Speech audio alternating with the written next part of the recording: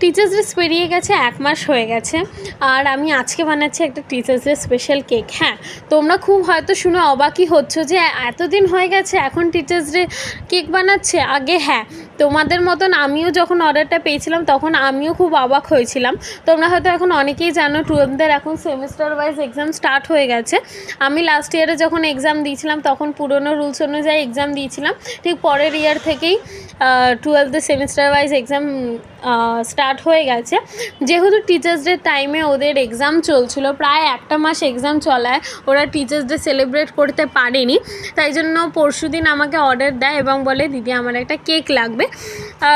তোমাদের মতন ফার্স্টেও আমি খুব অবাক হয়েছিলাম যখন সে আমাকে বলে টিচার্স ডের জন্য কেক লাগবে।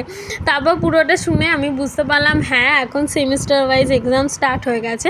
যাই হোক, কেকটা ছিল 2 পাউন্ডের পাইনঅ্যাপেল ফ্লেভার। এই ফ্লেভারটা আমি নতুন এনেছি। যাই হোক, তোমরা কেকের ফাইনাল লুকটা দেখে আমাকে অবশ্যই জানাবে তোমাদের এই কেকটা কেমন লেগেছে। এই কেকের রিভিউটাও আমি বেশ সুন্দর পাই আমার একটা বোনের কাছ থেকে। চলো, আজকের জন্য টাটা, দেখা হবে পরের ভিডিওতে।